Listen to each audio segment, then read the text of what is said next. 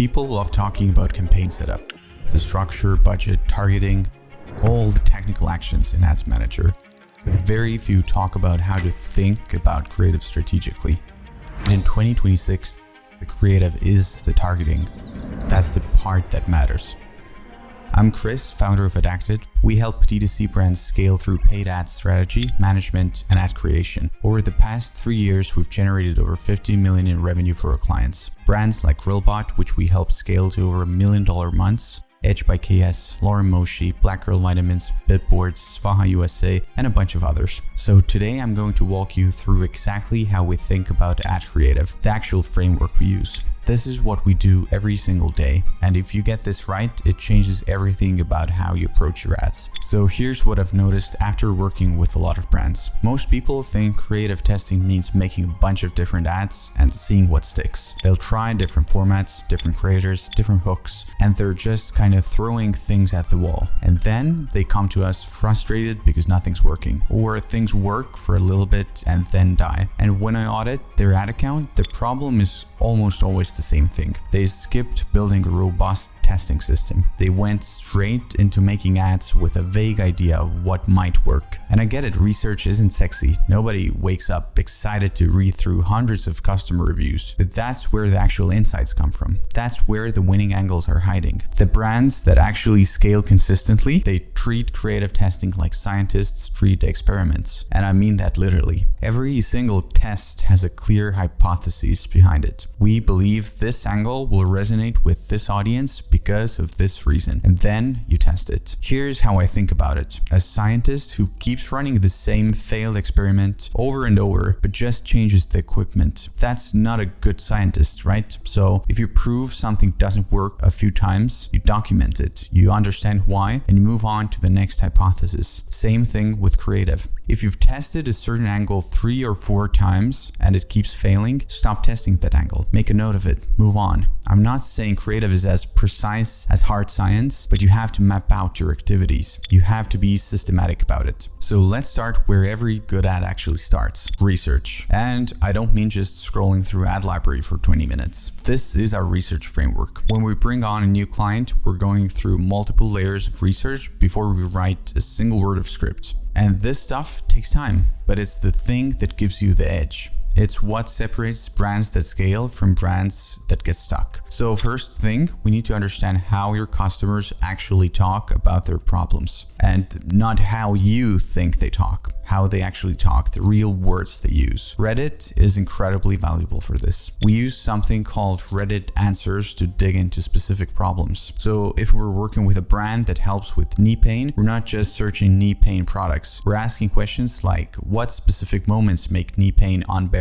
Or what solutions have people actually tried and what did they think? And you start finding gold in there. Real language and frustrations. Real moments where someone is ready to buy something. You can't make this stuff up and you can't guess it. You have to go and find it. Now, for Amazon review scraping, we use a tool like Apify to scrape reviews, and then we feed those into Claude or Gemini to start extracting patterns. What are the complaints that keep showing up? What words do people use over and over? What do people wish existed that doesn't? And then, of course, your own reviews. If someone took the time to leave you a review, they either love your product or they absolutely hate it. Both are incredibly useful. I'll give you an example. We work with a brand called Svaha USA. They make dresses. And when we dug into their reviews, we kept seeing the same thing over and over. Customers were obsessed with the pockets, like way more than we expected. These dresses have big, comfortable pockets, and people loved that. So there's this book by Claude Hopkins called Scientific Advertising. It's from 1923, but it's still incredibly relevant. And one of the things he talks about is that your ad should tell the full story. Now, on Meta in 2026, I don't completely agree with that. You can definitely tell your story over the course of multiple touch points. But here's what I do agree with. There are certain key features that if you know they work, you should mention in almost every ad. For some brands, that's a strong guarantee. For Svaha,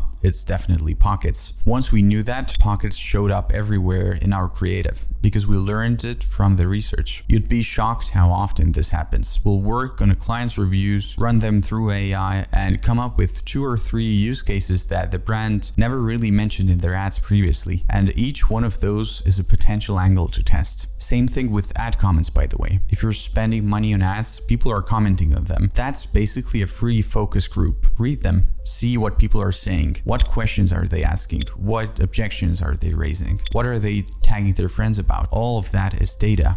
And then competitor research. Obviously, you should be looking at what your competitors are running in ad library. But if you only copy your competitors, you end up looking like your competitors. And your customers are seeing all of you in their feed. So if you look the same, you don't stand out. So we look at competitors to understand what's being said in the market, what positioning is getting used, where the gaps might be. But for creative inspiration, we actually look outside the niche a lot. What's working in completely different categories that we could adapt? That's often where the freshest ideas come from. Now, here's something we use that most agencies don't talk about. It's called the mind state method. It's based on research from a guy named Will Leach about consumer psychology. I made a whole video breaking this down in detail, and I'll link it up here if you want to go deep. But the basic idea is this: people don't just randomly decide to buy things. They buy at specific moments, trigger points, moments of emotional arousal, a new job, a frustration that finally hits a breaking point, planning for something exciting, or getting bad news at a doctor's appointment. And so what we do is we map out those trigger points for our clients. Where does it happen? Who's around? What are they feeling? What options are they considering? And then we connect that to core motivations, things like security, belonging, achievement, autonomy. Once you have that, your ad concepts kind of write themselves because you know exactly what emotional buttons you're pushing and why. Okay, so you've done the research, and this is where most people make a mistake. They go, great, now what format should I use? Should I do UGC? Should I do founder ad? Wrong question and wrong order. The script is the foundation. And this is what I think most brands completely underestimate. Here's what I see all the time. Brands skip the research or they rush through it, and then they end up writing hooks that are generic, that kind of feel off, that don't connect to what's actually happening in their customer's world. Using our clients Vaha USA as an example, a weak hook would be, are you looking for dresses with pockets? I mean, it's fine, it's functional, but it's not something new. Doesn't make you feel anything. And now listen to this hook. We have invented space rockets, artificial intelligence, and self-driving cars, but we still haven't solved the problem of pockets for women's dresses. You see the difference, right? Same product, same feature, completely different energy. The second one makes you go, huh, that's actually true, and you keep watching. That hook didn't come from nowhere. It came from understanding that pockets are a genuine problem, that customers care about this way more than we'd expect. The research led to the insight, and the insight led to the hook. And here's the other thing. Most brands, when they write scripts, they're following cookie cutter formats. Open with a hook, list 3 benefits, end with a call to action. And the result is unremarkable. It doesn't stop anyone from scrolling, doesn't make anyone feel anything. The best scripts use proven structures as a guide, but they adapt to them. They know why certain things work, not just what the template says to do. So now let's talk about how we actually come up with ad concepts. We use a framework: angle plus hook plus format. The angle is your core message, the thing you're actually trying to say to the customer. So with Grillbot, one angle is, this makes a great gift for dad. Another angle is, you'll never have to scrub your grill again. And another is, it's the lazy way to keep your grill clean. Those are all different angles, different reasons why someone might buy. And your research should give you a bunch of these. Now, the gift angle came from thinking about who's actually buying this product. A lot of times it's women buying for their husbands or their dads. The lazy angle came from reading how customers actually talk about it in reviews. They love that they don't have to do the work themselves. Each angle is a hypothesis you can test. Then you have the hook. First 3 seconds. And the only job of the hook is to stop someone from scrolling and make them curious enough to keep watching. For each angle, you can test a bunch of different hooks. So let's take that great gift for dad angle. You could hook it with Father's Day is coming up and I finally know what to get him. A woman looking stressed at a bunch of bad gift options, then relieved when she finds this. My dad is impossible to shop for until I found this. Or unboxing footage with the dad reacting. Same angle, same message, 4 different ways in. The way I think about hooks is like a movie trailer. A good trailer doesn't tell you the whole story. It opens a loop. It shows you just enough that you have to watch the movie to find out what happens. Think about any trailer you've seen recently. There's some kind of tension or question that doesn't get resolved, and that's on purpose. Your hook should do the same thing. Open a loop that the viewer has to keep watching to close. You have to make them go, wait, what happens next? Or, okay, I need to see where this goes. The Svaha hook I showed you earlier does this. We've invented space rockets, AI, self-driving cars, but we still haven't solved pockets for women's dresses. That opens a loop. You want to see how they're going to solve it. And then format. UGC, static, founder ad, mashup, podcast clip, all that. And the powerful thing here is you can mix and match. Same angle, different hooks, same hook, different formats. You're testing variables. So with Grillbot, we took that gift angle and tested it as a static ad with a headline and features. That's the one that helped scale them to $1 million months. But we could also test the same angle as a UGC video or a founder ad telling the story of why he invented it. Same message, but different packaging. That's how you learn what actually resonates. Not by guessing, by systematically testing one variable at a time and tracking what works. So different formats work better at different stages of the funnel. And I think a lot of brands don't really think about this enough. Top of funnel is people who have no idea who you are, never seen you and never heard of you. A lot of times they don't even know they have the problem to solve. So you need stuff that's easy to consume, that feels like content, not an ad. UGC is great for this, but street interviews are also working well right now because they just feel like something you would watch anyway. Founder stories can work too because people connect with that. You're explaining why you built this thing and what problem you were trying to solve. The goal here is just to get on their radar. Then there's middle of funnel. These people have seen you. They know you exist. They probably understand their problem, but they're not convinced yet that you're the solution. So this is where you educate. Mini video sales letters work well here. Mashups, where you take a bunch of UGC footage and put an AI voiceover on it. Position yourself as the best option. Answer the objections they might have in their head. And finally, there's the bottom funnel. These people are pretty much ready to buy. They just need a little push. Static ads working incredibly well here. Simple, clear, often offer-driven, testimonial compilations, social proof stuff. You're not trying to educate them anymore. They already get it. You're just trying to get them over the line. So a limited time discount, buy 2 get 1. Meta's going to show these to people who are ready, and sometimes they just need that nudge. The format should match where they're at.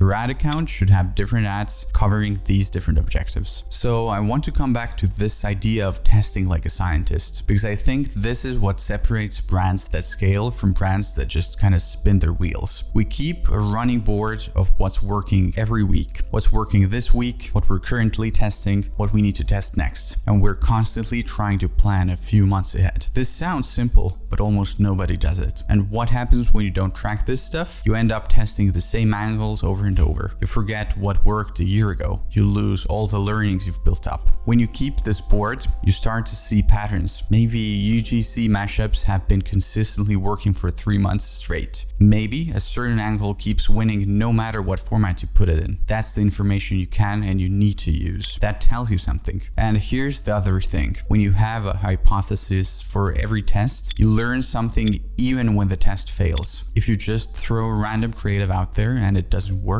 what did you learn? Nothing. You're just guessing again next time. But if you said, we believe this gifting angle will resonate with women buying for Father's Day, and it works, now you know something. And if it doesn't work, you also know something. You can cross it off and move on to the next hypothesis. You can literally just use a Google Sheet for this. Let me give you another example. We worked with a supplements brand, and they were nervous about offering a money-back guarantee, like really worried about it. They thought everyone would abuse it. We finally convinced them to test it, and their CPA got cut in half. You know how many people actually used the guarantee? Just 2%. So they were leaving all this money on the table because they were scared of something that barely happened. Now, as you know this, that also was a hypothesis. We believe adding a guarantee will lower CPA because it reduces purchase risk. We tested it, it worked massively. And now we know that for this specific brand, guarantee messaging is incredibly powerful. So we keep using it. That's what systematic testing looks like. You build up knowledge over time, you get smarter,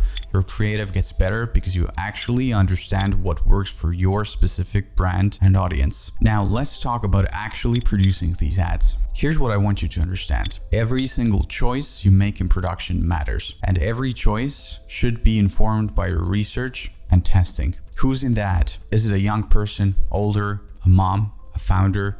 That choice matters. Your audience is going to connect with certain people more than others, and you won't know which ones until you test it. Where are they shooting? In a studio, in their bathroom, outside? That also changes the whole feel of the ad. Some brands do better with polished, clean backgrounds. Others do better when it looks like someone just grabbed their phone and started talking. You have to figure out what works for your specific audience. And then, what's the pace of the editing? Do you use fast cuts or is it more slow and relaxed? Some products need that high energy, quick cut style. Others need room to breathe. If you're selling a skincare product for older women with fast, chaotic editing, that's a mismatch. But again, you'll have to test it. How do the captions look? What fonts do you use? Is it TikTok style? What color? And where are they positioned on the ad? These seem like small decisions, but they really affect how people perceive your brand. And I've seen caption styles make a real difference in performance. The point is, none of this should be random. None of this should be, hey, that's how we've always done it. Every choice is a variable, and the brands that scale are the ones who test these variables systematically and pay attention to what's working. You build up knowledge over time. You start to learn that for your brand, middle-aged women in natural lighting outperform young influencers in studios, or whatever it is, but you can only learn that if you're tracking it. So that's the framework. Research deeply,